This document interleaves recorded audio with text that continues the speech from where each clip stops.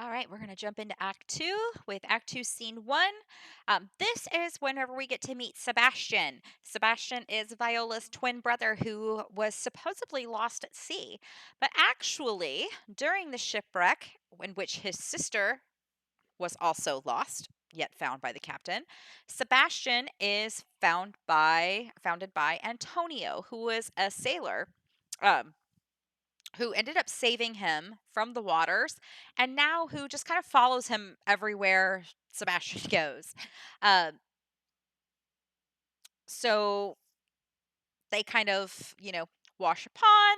Now they are understanding and figuring out that they are in, or they have arrived at Illyria.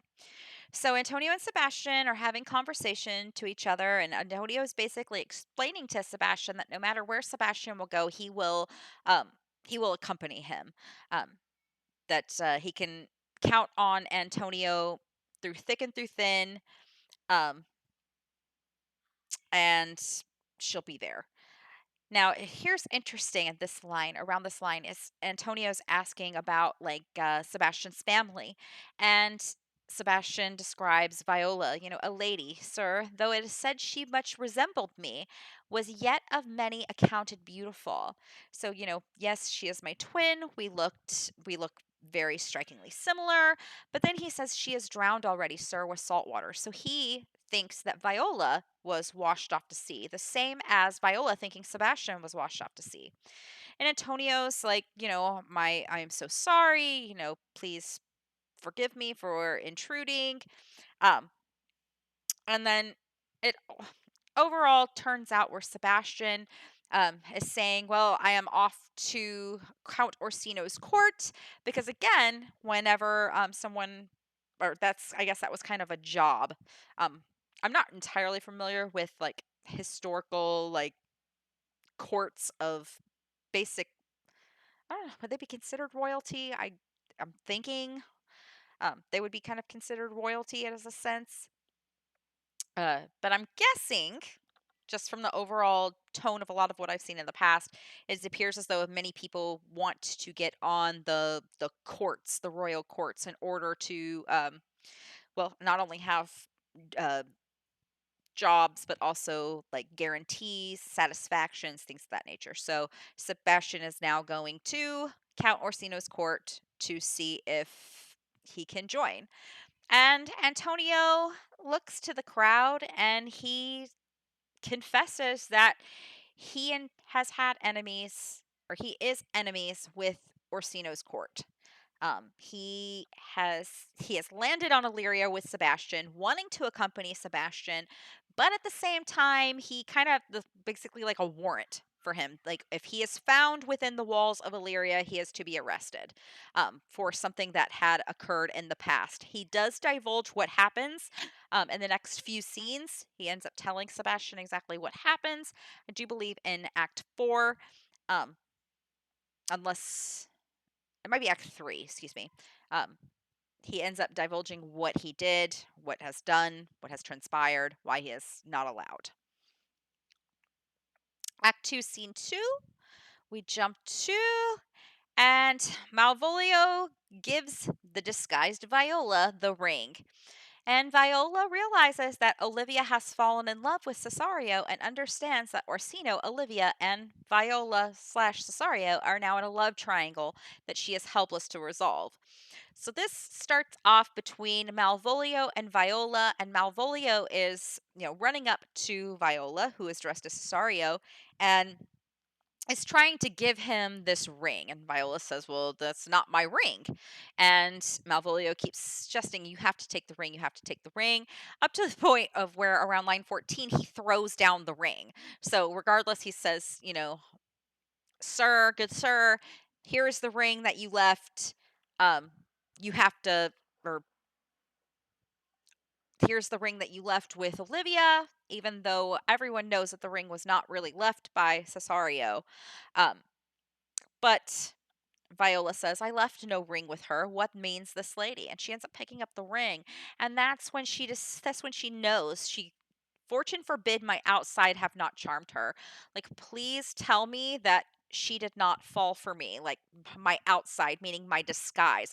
I hope she didn't fall for my disguise.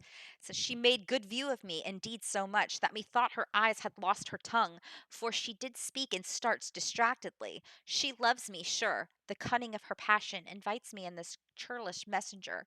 None of my lord's ring, why he sent her none. I am the man, if it be so as tis. So he's wondering why isn't Orsino the one sending her the stuff? Instead, now she is being wooed by Olivia. Um, and she goes on down to say, there's no way that she that she could be in love with me because I am a woman. And she ends up saying, and my state is desperate for my master's love. So she's acknowledging this crazy love triangle that has now transpired, and ultimately Viola's kind of the reason for it all. So then we move on to Act 2, Scene 3. This is back at Olivia's estate. Toby and Andrew and the fool had a late night party, and Maria comes in to quiet them, followed by Malvolio, who orders them to behave or to be dismissed from the house. So basically, Toby and Andrew and the fool are just being loud, obnoxious, drunken buffoons, and Maria comes in to tell them to quiet down, like that it's time. You're going to make Olivia mad. As soon as she's angry, then you guys are all going to be pretty much kicked out. So please cool it. And of course, they have funny ways with her, and they're like making her mad and taunting her and everything else, still singing. And here comes Malvolio, and Malvolio decides to just kind of lay down the law, and he gets really angry with everybody. But the biggest thing is he's overstepping Maria. So Maria was initially the one sent to go tell them to quiet down, and instead she didn't. Um, she tried, but unfortunately she failed. She failed simply because oh,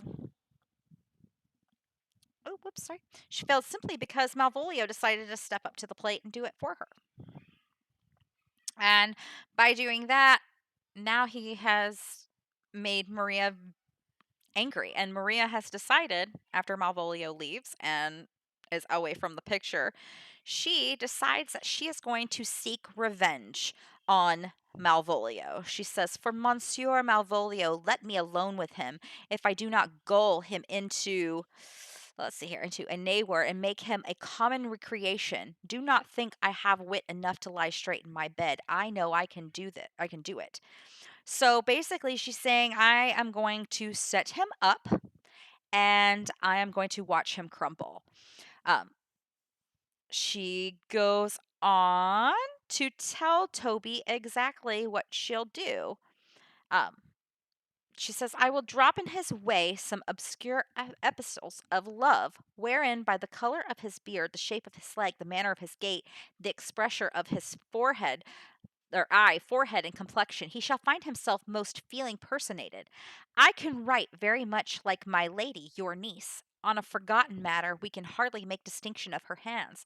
So she has decided she is going to craft a letter, pretending to be Olivia, talking about, expressing love for Malvolio to make Malvolio think that Olivia is in love with him. And then she goes on to describe how she's going to do this. And Andrew finds it funny. She says that you're just going to make an ass out of him. And she says, "Well, yes, I doubt not." And she goes in to describe how she is going to get him. She just has to figure out a way. So, Act 2, Scene 4. Orsino asks for a song to relieve his long loving and conversation about the capacities for love in men and women. Viola expresses her love for Orsino through a story about Cesario's sister. And then Orsino becomes curious about the sister's fate, but then turns back and sends Cesario to visit Olivia. So this this one's always such a kind of a sad scene because this is where Viola's really kind of declaring her love for Orsino, and she's just doing it all in hypotheticals, like, oh, I have this sister, or and she is um would be perfect for you, and let's see here, it says da, da, da, da, da, da, da. And it's funny because as he's telling, or as Cesario is trying to tell Orsino about his quote unquote sister, Orsino keeps denying at every angle. So it starts off with him saying, "Well, what kind of woman is it?" And Viola says, "Of your complexion." "She's not worthy then." "What years?"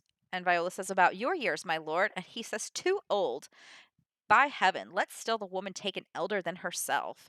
So he's just finding out different ways to just kind of like, you know, rue her off or whatever. And Orsino ends up saying, "Let's see.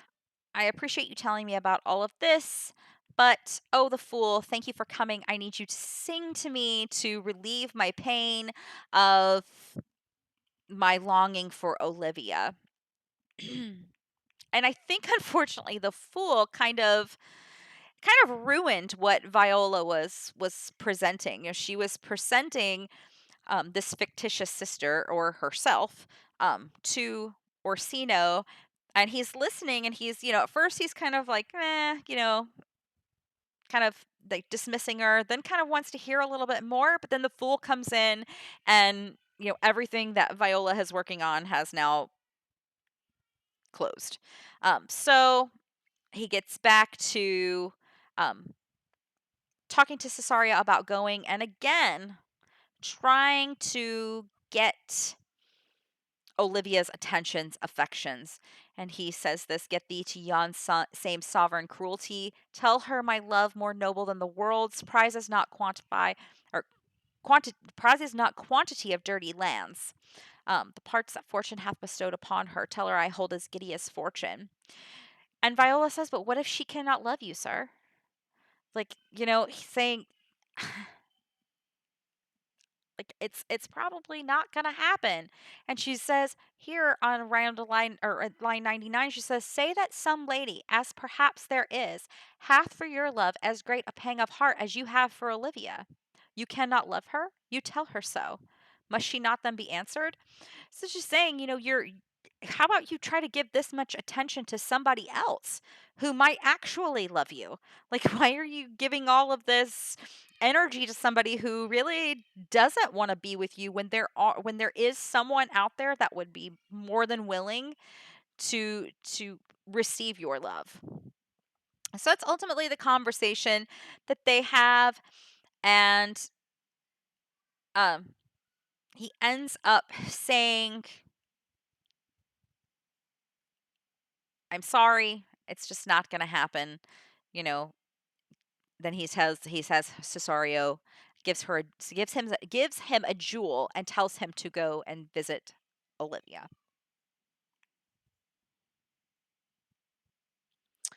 Act 2, scene 5. This is the scene where Maria is laying her trap for Malvolio. So, oh, this is such a sad one. So, Toby, Fabian, and Andrew are kind of chit-chatting about what's about to happen, and like starts talking about what's going to happen, and here comes Maria, and he says, "Oh, here comes the little villain. How now, my medal of India?" So basically it's just like, "Oh, well, here comes the villain at hand.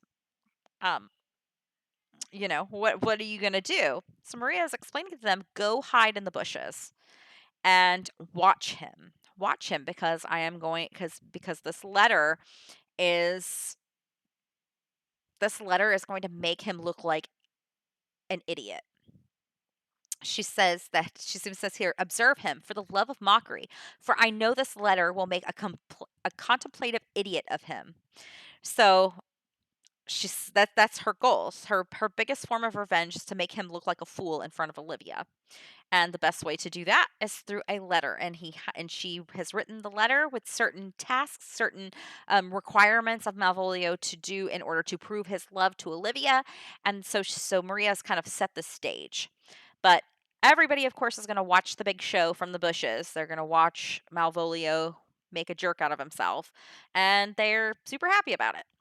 So here comes Malvolio, and he's walking down the path, and he's pretty much talking to himself. And all you see here is Toby, Fabian, and Andrew over in the bushes, just kind of talking back and forth to each other, like kind of, I guess, making fun of Malvolio for the most part. And Malvolio is still just talking to himself. And right here, oh, it's so sad when Malvolio says, "To be Count Malvolio," like he wants to, he loves Olivia, and I think that's what makes this part so sad. So he's walking along, and then finally he comes up to the letter. And let's see here. Da, da, da, da, da, da. He says, "Be my life, this is my lady's hand. These be her very C's, her U's, and her T's, and thus she makes her great P's. It is in contempt of question her hand." So he picks up the letter and he sees that his lady love has written him a letter, and he is just beside himself, so excited. Um, So he goes through and he starts to read it. And as he's reading, I guess he's reading it out loud. Everyone in the bushes can hear him reading this letter, and they are just full of giddy, of how they are so excited, that they are going to get him, because they just don't like him because he's, you know, he gets on their nerves for the most part, is what I gather. Um, but goes down. "If this fall into thy hand revolve, in my stars I am above thee, but be not afraid of greatness. Some are born great, some achieve greatness, and some have greatness thrust upon them. Thy fates open their hands. Let thy blood and spirit embrace them, and to inure themselves thyself to what thou art like to be.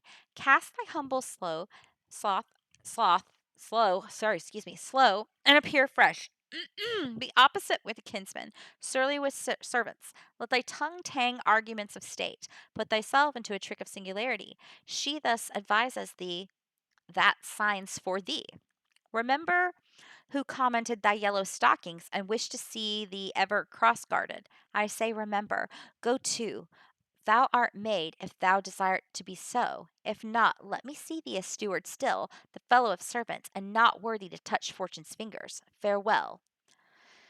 So she's basically telling him, if you really loved me, like if you really wanted to stand out and um, be the man that I know you can be, I need you to wear the yellow stockings with the cross garter to prove to me that you are willing to be the man I need you to be, or something along those lines. And he is now thrilled. He knows, like this line right here, that my lady loves me on line 169. She did commend my yellow stockings of late, and she did praise my leg being cross gartered, and in this she manifests herself to my love. Like he is now hell bent on having to whisk her away and live happily ever after, and he is just jotting merrily down. And Fabian, Toby, and Andrew are just enthralled. And then Maria is, "Oh, did it work? Did it work?" And then she says, "If you will then see the fruits of my sport, mark his first approach before my lady. He will come to her in yellow stockings, and 'tis a color she abhors, and cross-gartered, a fashion she detests, and he will smile upon her, which will now be so unsuitable to her disposition, being addicted to a melancholy as she is, that it cannot but turn him into a noble contempt." So everything that Lady Olivia hates, she put in this letter for Malvolio to do. So that'll be the best way to make Malvolio out to be just, it'll ultimately just make him leave. That's ultimately the goal.